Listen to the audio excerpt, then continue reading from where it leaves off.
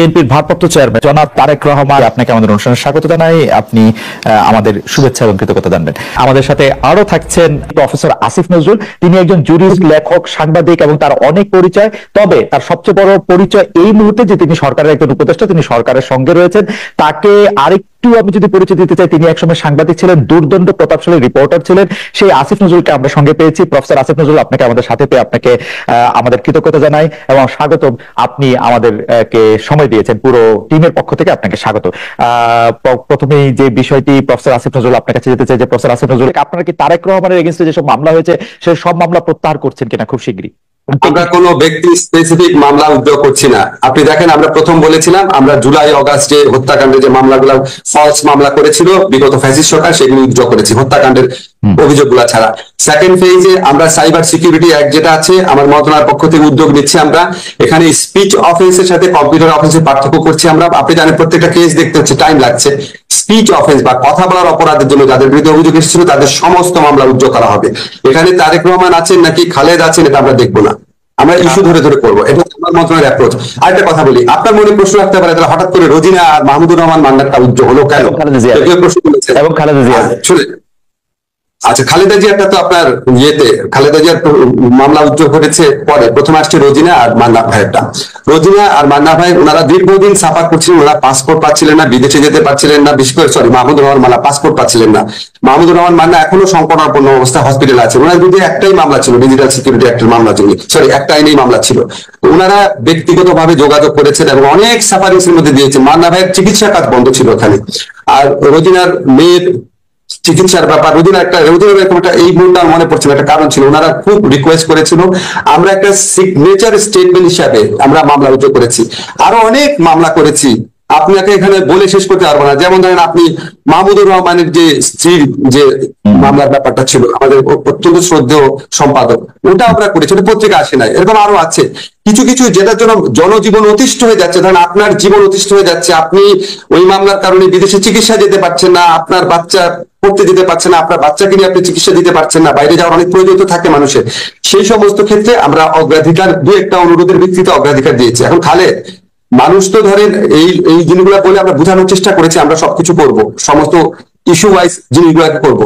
Issue wise করার ক্ষেত্রে আমরা ইস্যুটা একটা একটা করে ভাগ করছি। এই থার্ড ফেজে সাইবার সিকিউরিটি একটা মামলার পর থার্ড ফেজে আমার ইচ্ছা আছে আমাদের মন্ত্রণালয়ের পক্ষ থেকে মামলা উদ্যোগের ব্যাপার, কিন্তু আমাদের আর স্বরাষ্ট্র মন্ত্রণালয়ের পক্ষ থেকে একসাথে কাজ করতে হয়। থার্ড ফেজে আমরা গায়েবী মামলাগুলো উদ্যোগ করার চেষ্টা করব, কারণ বাংলাদেশে একটা মামলার দীর্ঘ জট রয়েছে। গায়েবী মামলা উদ্যোগ হলে সেটার দিক থেকে লাভবান হবে। এবং আপনি জানেন এই গায়েবী মামলাগুলো এত অবিশ্বাস্য, এত হাস্যকর, এত গাঁজাখুরি ছিল, এটা উদ্যোগ না করা তো মহাপাপের মতো একটা ব্যাপার হবে। আমরা আপনাকে একটু বলি, আমরা ফেজ ওয়াইজ যাবো, ব্যক্তি ওয়াইজ যাবো না। ব্যক্তি ওয়াইজ যে দুই একটা ঘটনা দেখেছেন আপনি, এটা এক্সেপশন। বেগম খালেদা জিয়া একটা সেজন্য এক্সেপশন ছিল, তবে তারেক রহমান সাহেবের ক্ষেত্রে কোনো এক্সেপশন করা হচ্ছে না। বেগম খালেদা জিয়ার ক্ষেত্রে মামলা উদ্যোগের ব্যাপারটা আপনি কোনটা বলতে চাচ্ছেন? ওনার যে ক্ষমা করার ব্যাপারটা? জি, ক্ষমা করার ব্যাপারটা। বেগম খালেদা জিয়ার মামলায় যে বিচারটা হয়েছিল সেই বিচার নিয়ে মিজানুর রহমান খান এবং আমি লিখেছিলাম। আপনাকে একটা জিনিস মনে করাই দিই, বেগম খালেদা জিয়া মামলার শুনানিকালে উনি বিস্মিত হয়ে বলেছিল যে এতিমের টাকা আমি আত্মসাৎ করেছি, এক্সক্লেমেশন চিহ্ন। সেটাকে বিচারক লিখেছেন উনি এতিমের টাকা আত্মসাৎ করাটা নিজের মুখে স্বীকার করেছেন। আপনি চিন্তা করতে পারেন এই ধরনের বিচার হয়েছে ওনার ক্ষেত্রে। আরেকটা বলি আপনাকে, নিম্ন আদালত যে হাইকোর্ট যে সাজা দেয়, নিম্ন আদালত যে সাজা দেয়, সেটা আপনি কখনো শুনেছেন হাইকোর্ট বাড়িয়ে দেয়? হাইকোর্ট বাড়িয়ে দেয় শুনেছেন? এমনকি যারা জামাতে যেসব লিডারের শাস্তি হচ্ছে সেই সমস্ত যুদ্ধ অপরাধীর ক্ষেত্রে দুই একটা ঘটনা ছাড়া বাংলাদেশের ইতিহাসে ঘটনা ঘটেছে। উনি শোনেন, পরে আমরা শুনলাম কি যে বিচারক উনাকে জামিন দিয়েছিল দেখা উনার হাইকোর্টে অ্যাপিলেট ডিভিশনে এলিভেশন বন্ধ রেখেছিল, শাস্তি বাড়ানোর পর উনাকে এলিভেট করা হয়েছে। আপনি জানেন গত আমলে কিভাবে বিচার হয়েছে। উনার মতো নির্যাতিত মানুষ বাংলাদেশে কে আছে গত 15 বছরে? যারা মারা গেছে ওনাদের কথা বাদ দিয়ে আমি জীবিত যারা পলিটিক্যাল লিডার আছে, আমি তো মনে করি উনার প্রতি, উনি যে এত বছর জেলে ছিল, ওনার প্রতি চরম অবিচার করা হয়েছে। আমি সিদ্ধান্ত নিয়ে প্রশ্ন তুলছি না, আমি মানে প্রক্রিয়াটা নিয়ে। আচ্ছা, পরবর্তী প্রসঙ্গে আছি প্রফেসর আসিফ নজরুল, যে আগের আমলে আপনি ঠিকই বলেছেন, আমরা আগের আমলে অদ্ভুত সব গায়েবী মামলা দেখেছি, কিন্তু এই অদ্ভুত মামলা হওয়ার প্রক্রিয়া কিন্তু এখনো বন্ধ করা নাই। আমি একটু কাগজ দেখে বলে আমার সুবিধা হয় যে ক্রিকেটার সাকিব আল হাসানের বিরুদ্ধে মার্ডার কেসের মামলা হয়েছে, অভিনেতা জায়েদ খান যেটি আমি আগে বলেছি তার বিরুদ্ধে মামলা হয়েছে, বাফুফের সভাপতির বিরুদ্ধে মার্ডার কেস হচ্ছে, আগের সরকারের দুর্নীতিবাজ মন্ত্রী যার বিরুদ্ধে হতে পারতো গুছানো সুন্দর একটি দুর্নীতির মামলা বা মানি লন্ডারিং এর মামলা, তা না করে ঢালাও ভাবে নিউ মার্কেটের একজন হকার হত্যা মামলাকে সবাই গ্রেফতার দেখানো হচ্ছে, এবং আদালতও সেই সব মামলায় কারো জামিন মঞ্জুর করছে না, ঢালাও ভাবে রিমান্ড দিয়ে যাচ্ছে। পার্থক্যটা তাহলে কোথায় হলো প্রফেসর আসিফ নজরুল? আচ্ছা, পার্থক্যটা আপনাকে বলি। ধরেন আপনি, আমার এতগুলো নাম তো মনে থাকবে না, দুইজনের নাম মনে আছে, সাকিব, জায়েদ খান। যখন কেউ মামলা করে, মামলা করাটা মানুষের অধিকার, বুঝছেন, ব্যক্তিগতভাবে একজন মামলা করে দিল, সেই মামলাগুলা পুলিশ করে নাই। পুলিশ যদি করে তাহলে আপনি বুঝবেন রাষ্ট্র জড়িত আছে। এই মামলাগুলা ব্যক্তিগতভাবে করা হচ্ছে, 1 নাম্বার। 2 নাম্বার হচ্ছে মামলার কারণে, এই যে আপনি সাকিব বলে জায়েদ খান বলেন, unless you are a directly involve political figure, এই উনাদের ক্ষেত্রে কি কোনো গ্রেফতারের ঘটনা ঘটেছে? গ্রেফতার ঘটনা ঘটে নাই।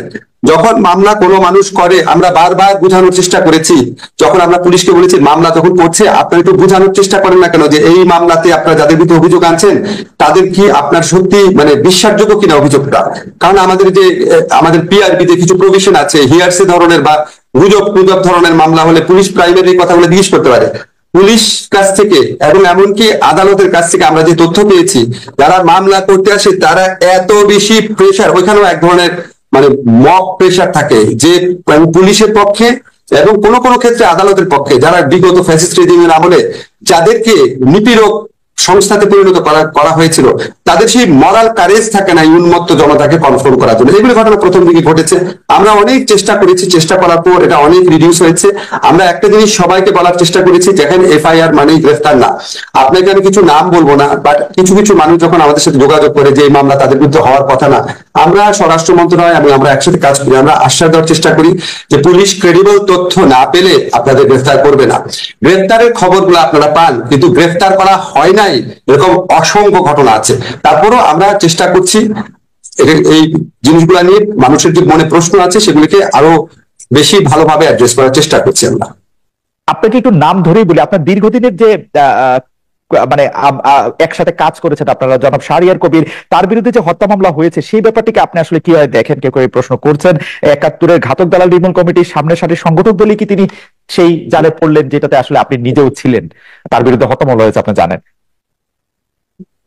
ওনার বিরুদ্ধে তো হত্যা মামলা আপনার ৭১-এর ঘাতক দালাল নির্মূল কমিটিতে থাকার কারণে হয়েছে, এটা কি বাবু লিখেছেন?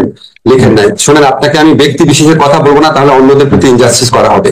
এখানে অনেক এখানে কিছু কিছু মামলা হয়েছে, এটা আমাদেরকে ব্যথিত করেছে, আমাদেরকে বিব্রতকর অবস্থায় ফেলেছে, এবং আপনাকে আমি নিশ্চিত করতে পারি এই সমস্ত মামলার পিছনে রাষ্ট্রের, সরকারের কারো কোন রকম, রাষ্ট্রটা আমি জানি না, রাষ্ট্র অনেক বড় ব্যাপার, আমাদের অন্তর্বর্তীকালীন সরকারের কারো কোন রকম মিনিমামতম সংশ্লিষ্টতা ছিল না, মিনিমামতম প্রণোদনা ছিল না, মিনিমামতম ডিরেকশন ছিল না।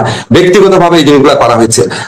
আমি ব্যক্তি স্পেসিফিক না ভাবে আপনাকে বলি, আমরা যখন দেখি একজন বৃদ্ধ মানুষকে, একজন বয়স্ক মানুষকে, বা একজন আপনার হুইল চেয়ার ব্যবহার করছে এরকম মানুষকে, বা একজন আপনার কম্পারেটিভলি অনেক পরিচ্ছন্ন ইমেজের মানুষকে, ধরেন আমি প্রফেসর মান নামে কথা বলতে চাচ্ছি, ওনাদের বিরুদ্ধে যখন এরকম মামলা হয়, এটা তো কারো এনজয় করার কথা না, এটা তো কারো ভালো কথা না। কিন্তু আপনি বিচারিক প্রক্রিয়ার মধ্যে দিয়ে যতটুকু পারা যায় সেখানে আপনি ওনাদেরকে রিলিভ করার চেষ্টা করবেন। এখন আমাদের সমাজে এরকম কোনো কোনো ধারণা আছে যে একটা মানুষ যদি খুব ফেমাস হয় বা একটা মানুষ যদি খুব জনপ্রিয় হয়, হয়তো উনি কোনো অপরাধ করতে পারেন না। কিন্তু ধরেন আমি আপনাকে, আমি নূর ভাইয়ের কথা বলছি, যেমন আসাদুজ্জামান নূর ভাইয়ের গ্রেফতার নিয়ে অনেক প্রশ্ন উঠেছে, ওনাকে ঢাকার হত্যা মামলা নিয়ে যদি গ্রেফতার করা হয়, এটা কিন্তু প্রশ্ন ওঠারই কথা। তো আমরা পরে ইনভেস্টিগেট করে দেখলাম ওনার বিরুদ্ধে নীলফামারীতেও মামলা হয়েছে। এখন খালেদ, আপনি আমাকে বলেন, নীলফামারীতে তো ওনার এলাকাতে তো কিছু মৃত্যুর ঘটনা ঘটেছিল, ওনার গাড়ি ভরে হামলার পর কিছু এক্সট্রা জুডিশিয়াল কিলিং হয়েছিল, এটাতে ওনার জিরো ইনভলভমেন্ট থাকতে পারে। কিন্তু ওইটার কারণে যদি স্থানীয়ভাবে কেউ মামলা করে, আমি কি তাহলে বলবো যে নূর ভাই অত্যন্ত ফেমাস অভিনেতা, খবরদার ওনার বিরুদ্ধে মামলা করবে না? আমার কি অধিকার আছে? আমার শুধু এটা দেখার আছে বিচারিক প্রক্রিয়ার মধ্যে দিয়ে ডিউ প্রসেসটা যেন কনফার্ম করা হয়। আমার শুধু একটাই জানার ইচ্ছা, আপনার কাছ থেকে তো জীবনে বহুবার বহু আইনি সমস্যা নিয়ে আপনার কাছে গিয়েছে, মামলা হয়েছে ভালো কথা, তার বিরুদ্ধে মামলা চলতেই পারে, তাকে গ্রেফতার করাটা খুব প্রয়োজন ছিল? মানে রিপোর্ট চলতে পারে, তিনি আদালতে হাজিরা দিতে পারতেন, জামিন থাকতে পারতেন, তাকে রিমান্ডে নেওয়া, রিমান্ড চাওয়া, রিমান্ড নেওয়া, এগুলি খুব জরুরি ছিল। মানে আমি জানতে চাচ্ছি, আমার কিন্তু আসাদুজ্জামান নূরের প্রতি কোনো আলাদা আলাদা কোন রকম কোন জায়গা থেকে আমি বলছি না, মানে আমি শুধু জানতেই চাচ্ছি। দেখেন, আমি যদি আপনার সরকারে না থাকতাম আমি অনেক কিছু বলতে পারতাম। এখানে একটা যৌথ দায় দায়িত্বের ব্যাপার আছে। কোনো কিছু যদি আমার ভালো না লাগে, এটা দায় দায়িত্ব আমার থাকবে, ভালো না লাগলেও। ফলে আমি এটা কারো মানে এখানে আমার সমালোচনার অধিকার নাই, কারণ আমি সরকারের অংশ।